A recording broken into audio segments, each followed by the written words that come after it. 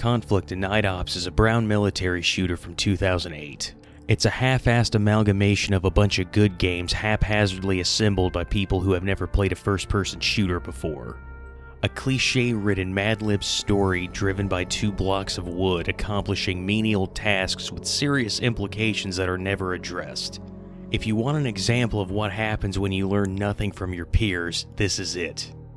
The previous Conflict games are third-person, four-man squad tactics and open sandbox levels where you can go full Rambo or full Rambo.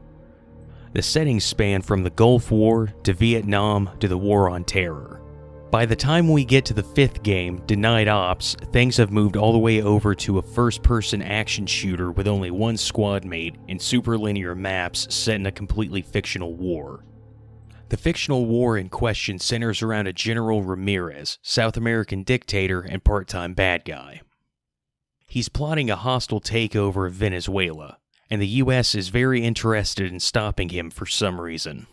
For difficulty, we have easy, medium, hard, and extreme. You can't play on extreme until you've beaten the game once, which means nobody's ever played this game on extreme. Alright, enough rambling, let's go to war. Must take you back, bro. The grassy knoll, the white picket fence, Dallas 63. Heard it was you shot JFK. Who the fuck starts a conversation like that? Kindergarten. I feel like I'm starting halfway through the level. I'm dropped right into the action with no idea why I'm here or how anything works. The objectives are to retrieve sensitive data on Ramirez and his associates, blow something up, and reach the extraction point. Let's go over some peculiarities with the controls real quick. Mouse acceleration is on by default. Gross. Melee is bound to enter. If you bind something else to enter, you'll either do the thing you meant to do, melee, or both. Switch weapons is mouse 3 instead of scroll. Scroll is how you aim down your sights. That's not a terrible idea, but I'm constantly fighting muscle memory, and again, I can't change it. Movement doesn't feel omnidirectional, more like moving forward and sideways simultaneously. Now that might sound like the same thing, but it isn't. There's no health, ammo counter, minimap, or any kind of HUD whatsoever. The vehicles in this game surprisingly aren't all that bad. They're about what you would expect, a bit clunky, but they get the job done. For the most part, the other agent is a good follower, but anytime you go down, they'll almost always refuse to come pick you up. And that's a big problem because if both of you go down, it's mission fail. I don't even know what all of the commands do or if I'll need to use them since this level never requires you to use any of them. Reckless dick. A cool feature is you can pick the mission order.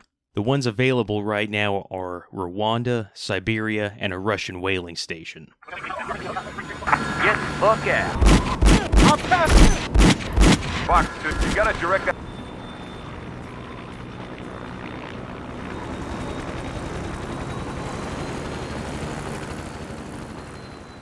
After completing a mission, you unlock new equipment. The first two unlocks are a rocket launcher for Lang and a camera for Graves' rifle you use while leaning. Leaning is already pretty awkward anyways because while you're leaning you can't move, so you need to be in the right position beforehand. The camera upgrade makes it so much worse because now it takes a while to set up. Look at the difference.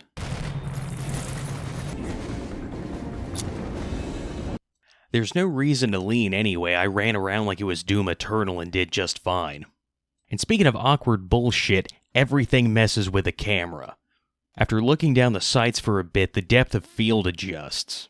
Every time you get hit, you have a seizure and your vision goes red real fast. And speaking of disorienting bullshit, here's some raw game audio. Bang on target. At position. Outstanding. Okay, done. I'm going back.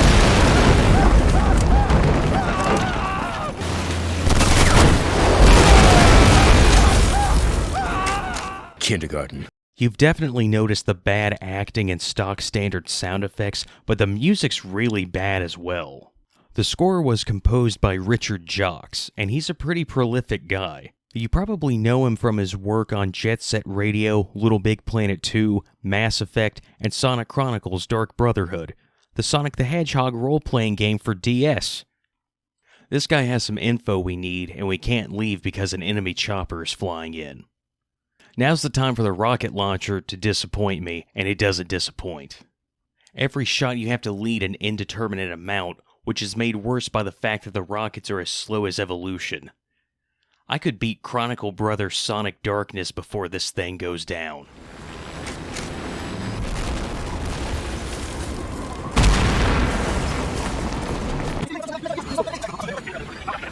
Hey, bro, bet you got a name for that rifle. You do, don't you? I knew it. I would really prefer if you would be quiet. We're gonna blow up a Russian nuclear sub so its radioactive material can't be sold on the black market. There's a horde of lobotomites standing between me and the inciting incident of World War III. I'm gonna do something about that. This opening section is actually kind of fun. Finally, there's multiple ways of approach that actually change the gameplay, but you are bottlenecked into the front door. We're inside the base, and it's just a bunch of linear hallways and uninteresting arenas with zero interconnectivity and no dynamic elements. It still manages to be a little disorienting somehow. A few times I sent Lang over to an area just so I could find the way.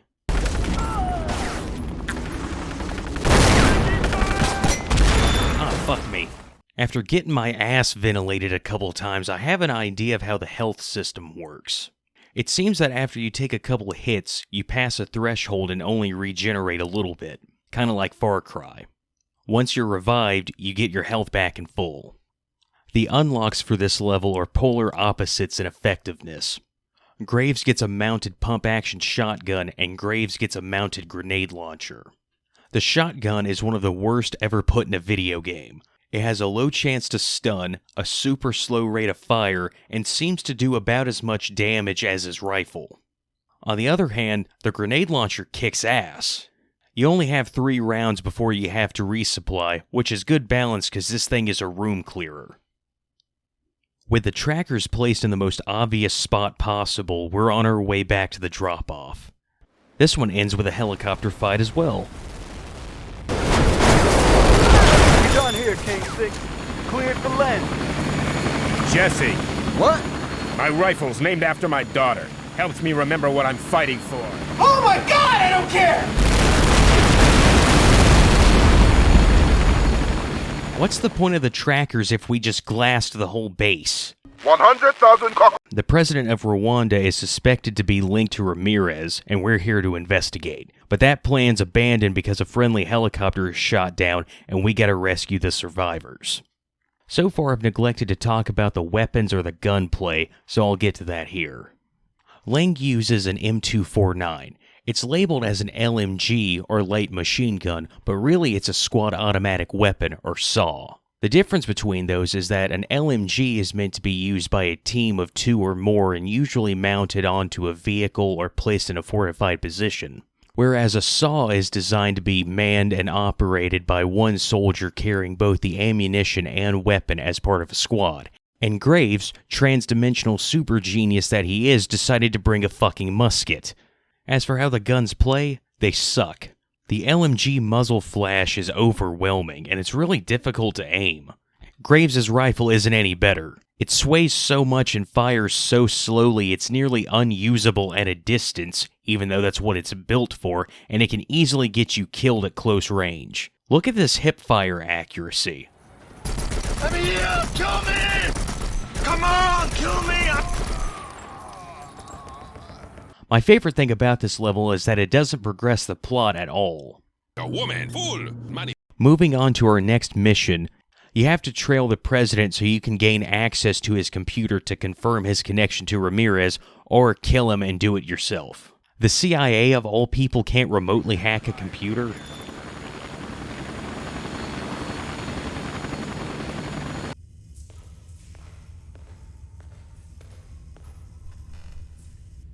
Passage! You are a rat, you are are vermin. I'm a fool for letting you live. Every day you lie to me. Yes, Morchenko, you will have your weapons on Thursday. It is Thursday. Where are my weapons? I'm sorry, we work hard, but it is a complex process. Have you pissed yourself, Alexander? Do I scare you this much, little man? I think you're hiding something.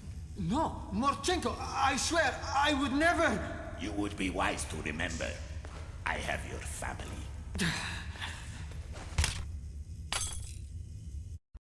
Moving on to the castle. Our mission is to rescue a scientist held prisoner by Russian bad guy. He's using him to manufacture nuclear weapons.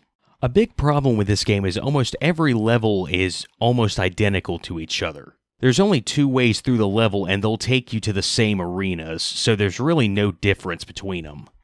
But there's actually a couple noteworthy things about this one. I have to bring a scientist to the extraction point, and surprisingly the escort mission doesn't suck. He hangs back out of danger and lets you take care of business.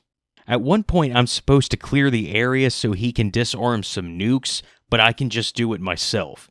There's a spiral stairway set piece, and it's the only interesting one in the whole game. And the level ends on yet another clear the LZ holdout section. Some of the suitcase nukes are being shipped on a tanker. The captain is going to set off a chemical bomb if the military doesn't back off, so I gotta disarm the bomb, then the nukes can be secured. Maintain silence.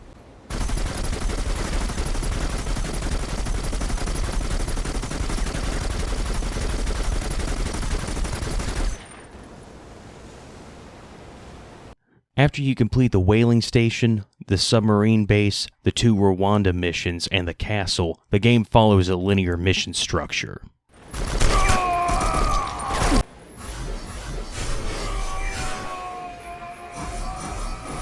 Up until this point, I ignored the pistol, but that was a mistake because it's actually pretty good.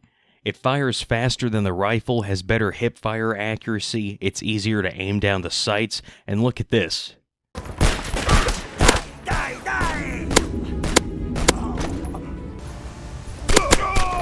Four body shots from the rifle to take an enemy down, but only 2 from the pistol. With the bomb disarmed, I have to take the bridge and clear out all hostile forces. I got stuck here, the mission wouldn't complete. I assumed an objective marker was broken, but it turns out it was only the AI. We done, bro.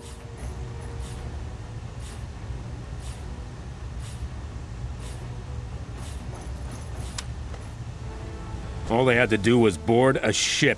Instead, they get caught.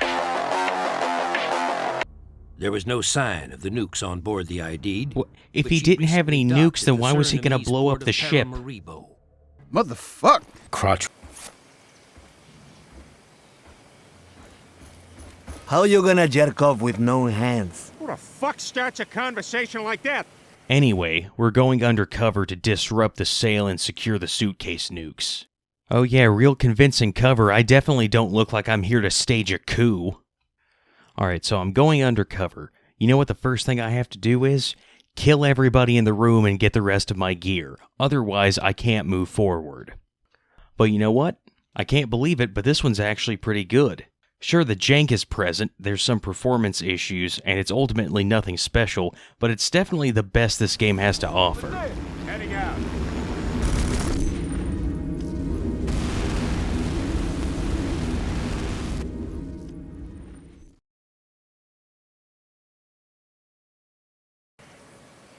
As Ramirez is gonna blow up all of Venezuela's oil reserves, and we gotta stop him. Yeah, hallways, arenas, explosions, lobotomites, nothing of interest.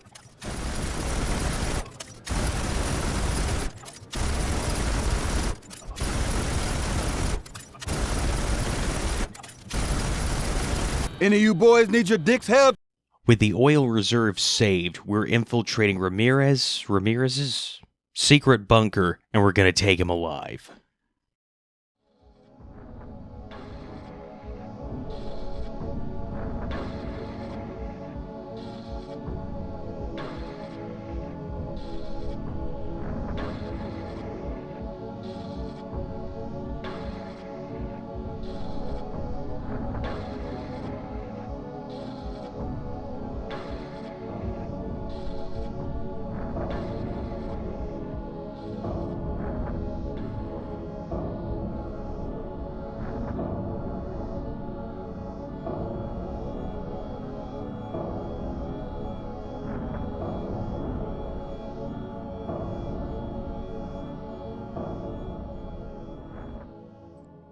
This is madness.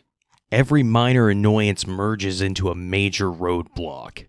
Frame drops, awful checkpoints, tanky and more powerful enemies, only a few supply crates, and unbalanced arenas lacking in cover. I don't even know how many times I had to reload to beat this one. Let me explain something. In 2007, we got Stalker, Halo 3, Modern Warfare, and Crysis. Denied Ops released in February 2008, and that same year we got Rainbow Six 2, Bad Company, Stalker Clear Sky, and Far Cry 2. This game was dead on arrival. Not to mention Fear and Republic Commando from 2005, and hell, Soldier of Fortune from 2000 blows this game out of the water. Off the top of your head, how many real-time third-person squad tactics games did the PS3 and 360 have? It's a pretty short list compared to first-person shooters, at least. And that's what really annoys me. Even if Denied Ops wouldn't have been anything special, if it stuck to the formula the devs had spent years refining, it could have filled a pretty underserved niche on 7th generation consoles. But somebody along the chain of command decided Conflict should do what everyone else was doing, even if there was no chance of it being remotely competitive. You hear that, gentlemen? That's me the president's referring to. After all, I was the one put the two of you together. Have to admit, though, for a moment I was sure it was going to end up ugly. The man said heroes, boss. He's talking about us. You want to be famous, you joined the wrong team. Get used to it. Know what, bro? I already have. In conclusion, it's no Sonic Chronicles. The Dark Brotherhood.